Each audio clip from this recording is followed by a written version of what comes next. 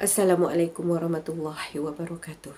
Salam sejahtera kepada semua yang sedang menonton video daripada Han in Family. Kalau yang dah tengok video sebelum ni tentang kisah daripada Ida, dan ni kisah yang kedua. Sebelum kisah yang pertama, kalau tengok muka saya macam ni kan, ini hasil makeup daripada kakak Aisyah. Sajalah ni kononnya buat. Dia kata tema hantu-hantu seram-seram. Tapi cerita Umi dia tak adalah seram sangat kan. Sekadar cerita untuk mengisi masa pendengar. Okey, jadi ini kisah kedua daripada Ida. Kisah kedua ni pun dah lama dah berlaku. Kalau kisah pertama tu tahun 2000-2001. Kisah yang kedua ni dalam tahun 2002. Juga masih lagi dalam kisah semasa perkemahan. Okey, kisah yang ini dialami oleh Ida sendiri. Okey, masih dalam persatuan beruniform yang sama.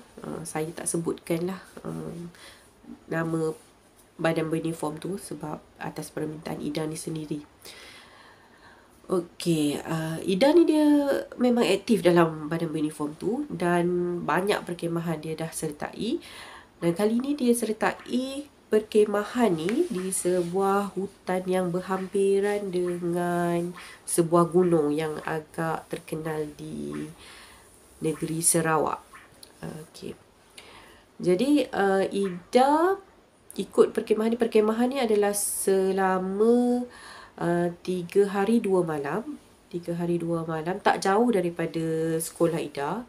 Kalau tak silap Ida cerita tu lebih kurang dalam sejam atau hampir 2 jam perjalanan lah untuk menuju ke tapak perkemahan tu, kawasan hutan tu. Okey, Ida kata masa sampai kat situ, diorang nampak ada macam satu rumah. Okey, dan rumah tu masih dihuni lah, ada satu je dalam kawasan dekat dengan kawasan tempat tapak perkemahan dia. Ada penghuninya dan mereka berkemah tak jauh lah daripada kawasan daripada rumah orang tu. Cuma Ida kata kali ni mencabar lah sebab diorang berkemah tu dia punya tapak perkemahan dia tu macam bukit. Jadi cari kedudukan kemah tu memang macam apa ni, tidak rata sangat lah. Dia sengit sikit kan sebab bukit menaik gitu. Jadi Ida kata okey, sampai tu dah berimpun, pasang kemah, siap-siap semua. Okey, Ida masa dia pergi perkemahan tu, dia dah bersedia dengan satu perkara. Okey, tarikh perkemahan tu dekat-dekat dengan tarikh yang dijangka Ida ni datang bulan. Jadi Ida ni dia ada sedikit kerisauan lah. Sebab biasanya kalau pergi tempat perkemahan ni, dari segi akses tandas untuk air apa semua agak susah. Jadi memang betul tempat dia pergi tu adalah kawasan hutan yang jauh terpencil. Ada satu rumah aja dan senior dan juga cikgu yang mengiringi ni kata kita tak boleh guna tandas rumah tersebut. Tapi dia ada sediakan satu tandas dekat luar, tandas luar rumah tu. Dia kata boleh guna, ada satu je tandas tu. Jadi hanya boleh guna tandas tu sahaja untuk mandi, untuk buang air kecil, buang air besar. Okey.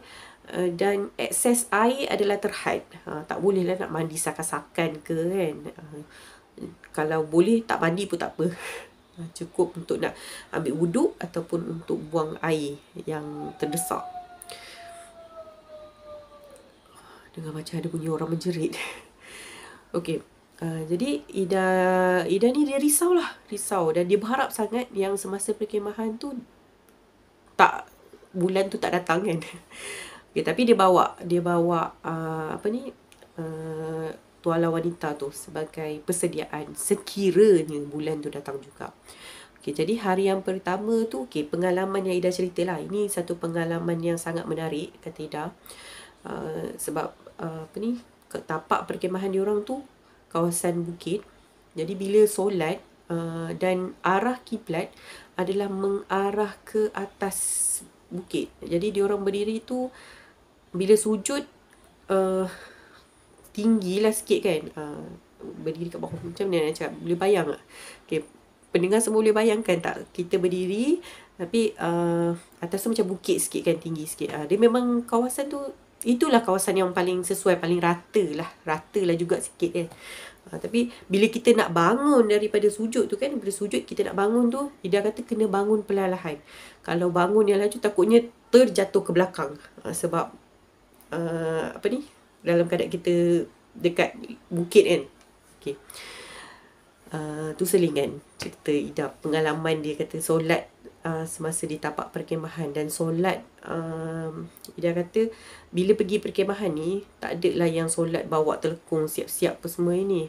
Sama ada macam bawa telekung sahaja, lepas tu pastikan kaki tu pakai stokil lah, dan pakaian longgar, pakaian tutup aurat semualah. Ataupun memang sebab Ida ni dipakai tudung yang agak labu, tutup, dah menutup bahagian dada. Dia pakai sarung lengan dan stokin apa semua tu. Okey, cukup dia punya pakaian longgar. Begitu saja solatnya. Tak ada pakai telekung cantik-cantik tu. Dan bentang macam canvas je lah. Bentang canvas untuk lapik, tempat lapik solat. Okey, itu hari pertama. Alhamdulillah, bulan tak datang. Jadi hari yang kedua, malangnya jangkaan Ida ni datang juga. Okay. Ida ni perasan dia datang bulan pada pagi hari yang kedua. Jadi kerisauan dia tu memang sangat tinggi lah. Dia fikir sudah. Biasanya datang bulan awal-awal ni agak banyak D turun tu kan, agak banyak. Jadi mungkin banyak kali nak kena tukar tuala wanita tu dengan akses air yang kurang tu. Jadi Ida tanyalah kepada guru wanita yang mengiringi mengiringi mereka ni kan, nak buang kat mana benda tu nanti bila dah basuh semua, macam mana nak basuh dengan air yang sikit, sebab air terhad kan. Lepas tu menurut cikgu tu, okey, ini satu, Ida kata satu ilmu barulah untuk Ida kan, pengalaman dan ilmu baru untuk Ida. Dalam keadaan terdesak air yang terhad tu, Ida kata cikgu tu pesan, sebelum diorang datang perkemahan tu pun cikgu dah pesan untuk siapa-siapa yang ada datang bulan ni bawa banyak plastik kecil, dan satu lagi plastik besar untuk himpunkan. Jadi dia kena pesan, tuala wanita tu kalau tak boleh nak basuh sempurna, janji dah basahkan dengan air dan masukkan dalam plastik, ikat kemas-kemas, simpan dalam satu plastik besar yang lain lah, maknanya 2-3 lapis plastik lah, dan simpan bersama dengan kita dekat kemah. Tak boleh buang dekat kawasan tu, sebab kawasan perkemahan yang diorang pergi kali ni bukan tapak perkemahan yang ada satu individu ke badan, satu badan yang jaga kawasan tu lah. Jadi memang tak boleh nak buang dekat kawasan tu. Dan cikgu pun tak bagi untuk mengganggu tuan rumah yang ada kat situ. Sebab tuan rumah tu sebenarnya pun dia bukan yang duduk, memang stay kat situ. Dia datang bila perlu saja sebab tu kawasan tanah dia.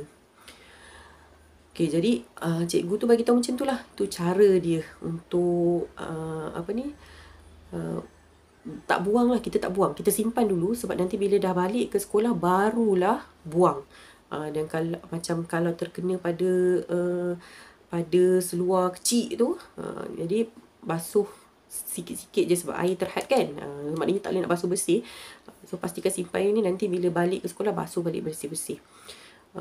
Okay, itu yang cikgu tu bagi tahu dekat Ida. Jadi Ida pun buatlah seperti mana yang diberitahu kepada dia. Jadi malam tu tidur, Ida ada rasa risau lah sebab dah dia ganti 2-3 kali dah tuala wanita tu. Maknanya agak banyak lah dalam yang disimpan dalam kemah dia kan. Ida ni disimpan satu dalam plastik tu, 2-3 helai plastik lah berlapis-lapis, dan dalam satu beg kecil. Satu beg kecil, tidaklah ketara, maknanya letak plastik je macam tu kan. Dia kata macam tak tergamak pula nanti. So, jadi dalam satu beg kecil dalam kemah, diletakkan dekat bahagian kaki, masa tidur. Jadi Ida kata Malam tu masa tidur, semua orang dah tidur lah. Semua orang dah tidur. Sebab Ida ni mungkin sebenarnya faktor benda ni berlaku mungkin juga kerana fikiran ataupun perasaan Ida ni yang terlalu risau kan. Terlalu risau sesuatu-sesuatu ni. Jadi malam tu dia dengar macam ada bunyi cakaran dekat kemah. Macam sekali lalu lah krek gitu kan, dekat kemah tu. Tapi tak dengar bunyi tapak kaki. Sebab kawasan hutan yang ada daun-daun kering, ranting-ranting, sepatutnya boleh dengar lah kalau ada orang berjalan. Dia akan dengar lah bunyi tapak kaki jalan tu kan. Sebab betul-betul tepi kemah ni. Ni tak, cuma dengar bunyi macam ada tangan yang seret dekat kemah tu. Bunyi kering dekat bahagian kaki. Bahagian kaki tu kan tempat letak beg kecil yang simpan benda-benda tu kan. Jadi dia dah ni macam dia risau sangat. Ida kata dia bacalah surah. Sebab walaupun datang bulan, kita boleh baca surah sebelum tidur. Kita boleh baca doa kan. Kita boleh berzikir, boleh selawat. Bukannya tak boleh buat apa, tak boleh baca langsung. Baca langsung macam mana nak mendinding diri. Jadi Ida ni bacalah apa yang dia tahu. Baca zikir, selawat, astaghfirullahalazim, a'udzubillahi minasyaitonirrajim. Minta supaya kalau ada gangguan pun biar di luar sajalah. Jangan sampai nampak depan mata ataupun masuk ke dalam. Saya dengar lagi bunyi orang menjerit. Agaknya ada bola kot malam ni. Tengah macam bunyi bersorak. Okey. Begitulah kisahnya. Jadi satu pengalaman barulah buat Ida. Dan mungkin cerita ni baru juga kawan-kawan yang lain dengar.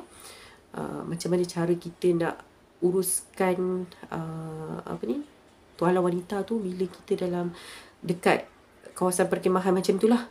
Tempat yang, sebab kalau kita nak buang sebarang kat situ ke nak tanam pun, sebab cikgu wanita ni cakap, dia kata kalau kita nak tanam, sebab ni kawasan tanah ni bukan, kita tak tahu tanah ni macam mana kan. Maksudnya ada penghuni lain ke yang di alam gaib, alam yang kita tak nampak. Jadi cikgu dia cakap, kata sebab tu kita tak boleh nak tanam dekat sini. Melainkan kalau macam kita pergi dekat tapak perkemahan yang memang kita tahu situ adalah tempat pembuangan sampah. Ada orang yang akan menguruskan untuk datang kutip sampah tu dan bawa buang kat tempat lain. Ataupun memang situ ada tempat boleh bakar-bakar ke. Bolehlah untuk kita buangkan benda-benda tu. Tapi sebab ni tapak dia pergi tu tapak barulah, tempat baru yang dibawa.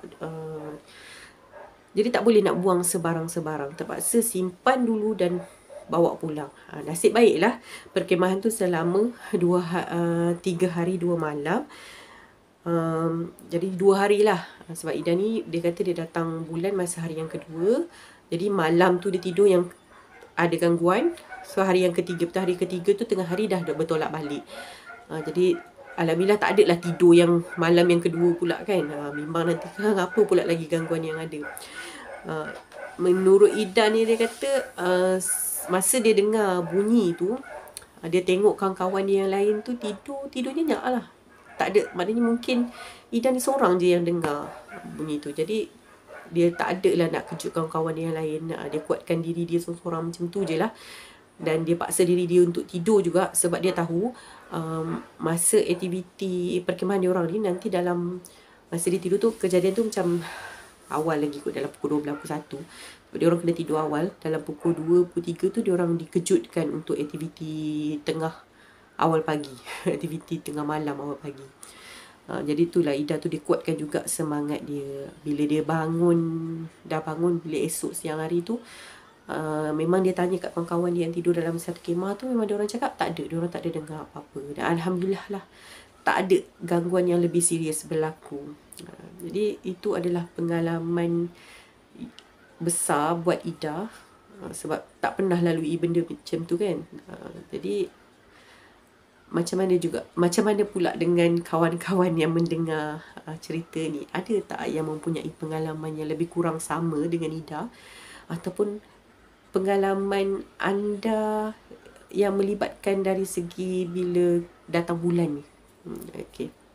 Kalau ada, kongsilah dekat komen. Boleh kita sama-sama berkongsi cerita kan.